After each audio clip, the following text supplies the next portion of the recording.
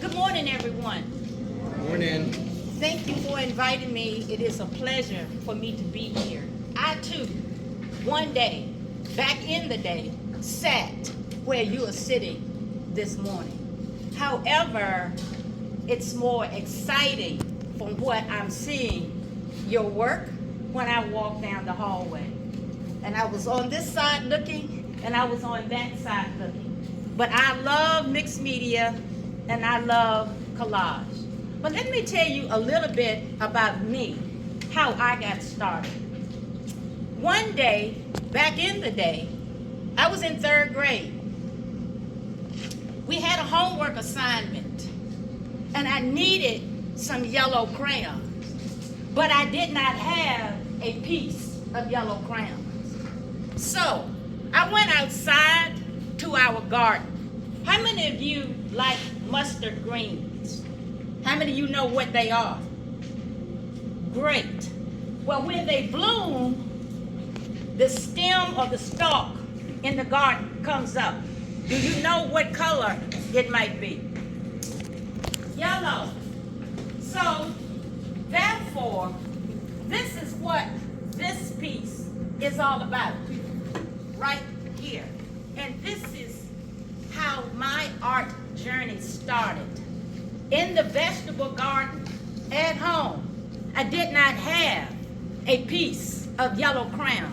I went to the vegetable garden, I broke a piece of the blossom off, took it back inside of the house, and rubbed the blossom on my paper.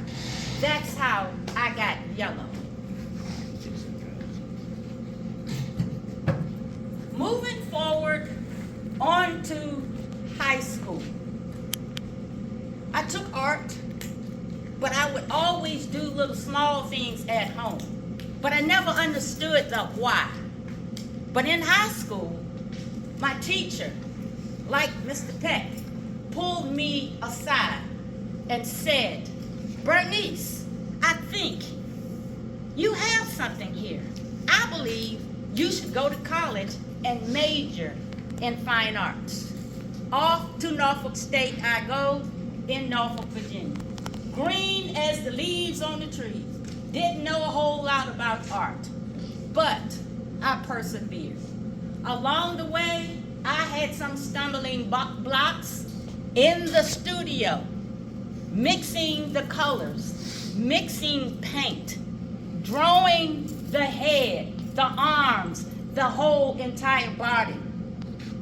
However, the students in Norfolk, Chesapeake, Hampton, Virginia Beach, they already came somewhat ready-made of an artist, and I felt a little less than. But I knew what my destination was supposed to be when I got there.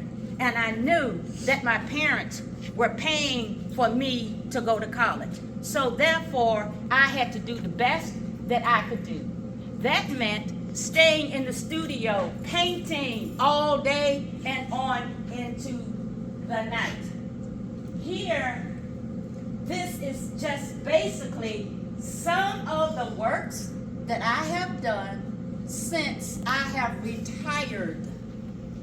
We have been living in Monticello for about 18 years. How many of you know where Monticello is? Just down the road, about 35, 40 minutes. There are going to be at least 2 pieces that I will start humming or singing. If you so desire, join me, and then I will tell you a little bit more about that.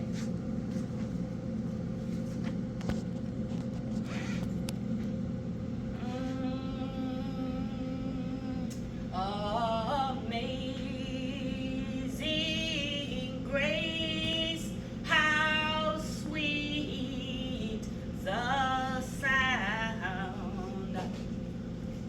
Who knows why I did that? Anybody have an idea? Just give me some guesses.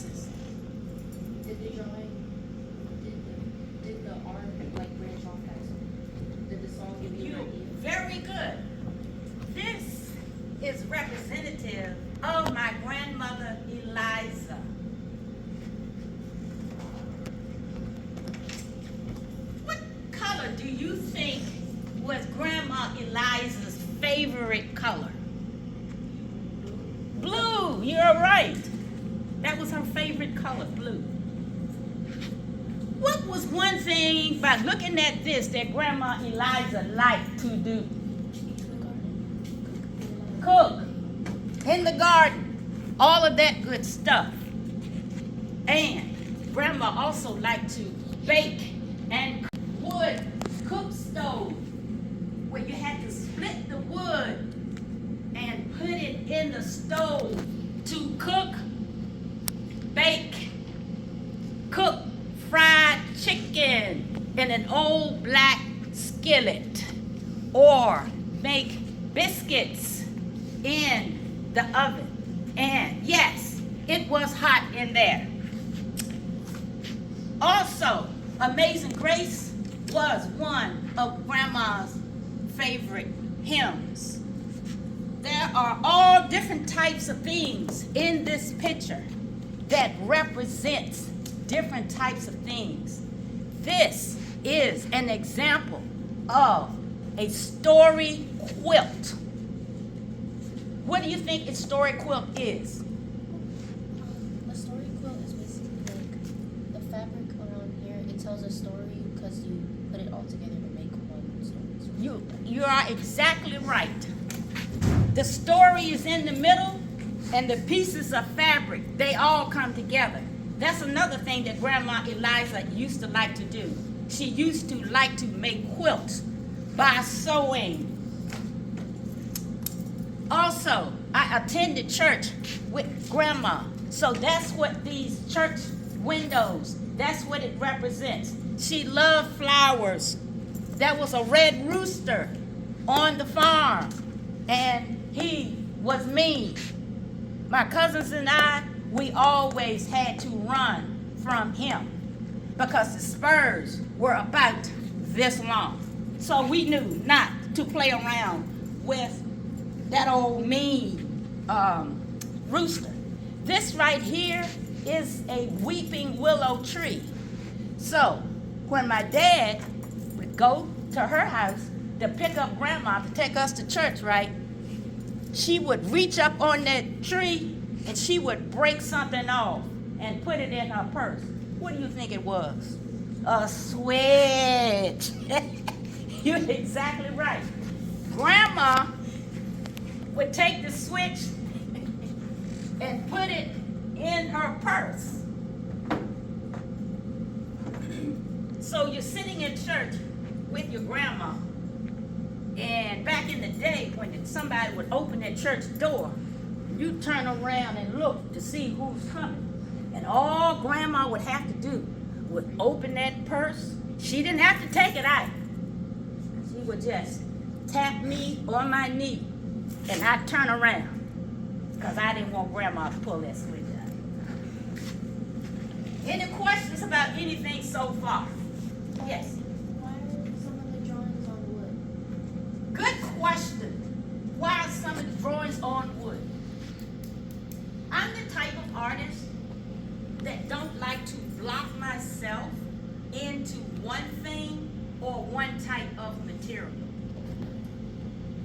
Pretty much I walk almost every day, and some of the things that I sometimes will incorporate into my art, I find them while I'm walking. How many of you do that? What types of things you pick up? I tend to pick up things like flowers, leaves, and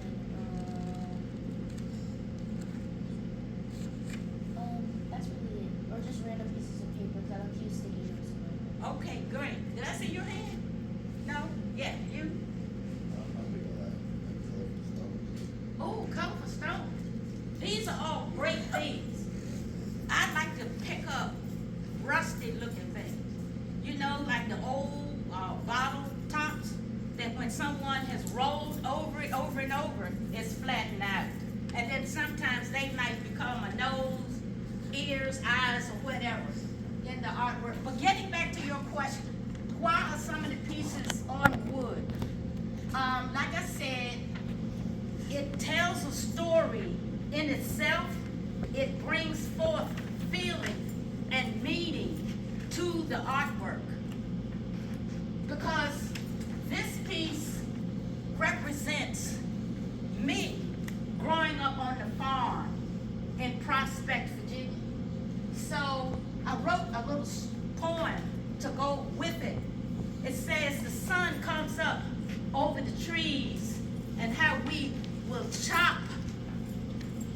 the garden or chopped in the fields. So, and this piece, what do you think this is right here? Looks like a what? A rusted hoe. Exactly. That is exactly what it is.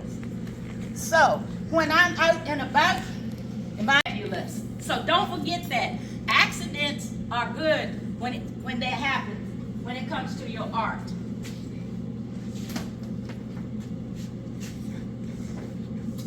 Let's move on to this piece. What do you think this is all about?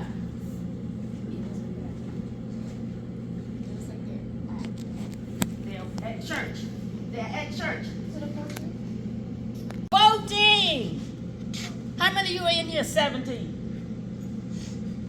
So when you turn 18, what do you get a chance to do? Vote. Make sure you do that. So this man, this grandpa, what does he have in his hand? Newspaper. How many of you read newspaper? I know it's old school. Oh, you read this? Me too. We get the newspaper on our driveway every day. The Tallahassee Democrat. And when we want to read the New York Times or Wall Street Journal, you know what we do sometimes on the weekend? We drive all the way to Tallahassee and go to Publix or the CVS down by Lake Ella just to get the New York Times. Why do I like to read the newspaper? Because it brings about more awareness.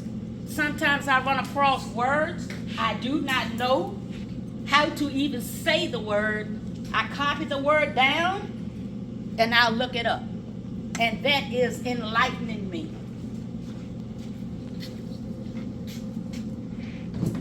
This piece too is mixed media because I started in the background with a brown grocery store bag that I wet, I crushed it, I flattened it out, I ironed it, I glued it on to the canvas, I painted over it, I drew over it, and the man's necktie is a piece of paper. So that's how that piece came about. Sure. Let's talk about her. Let's talk about her. What do you think? What is she made out of? Well, a blacksmith is someone, I think it was like medieval or something, but they make stuff like rings and cups and stuff out of like handmade stuff. Exactly. They make tools for cooking in the kitchen. Or in this case, Mr. Raines worked with people on their farms. He made things out of iron. Can you imagine in a shed, ting, ting, ting, ting, and with a hammer overheat, trying to make horseshoes and all this kind of stuff was back in the day. So once I read his story, I was so intrigued. I said, I'm going to do a collage. Cardboard? Can I touch it? Yeah, you can touch it. I'm going to turn it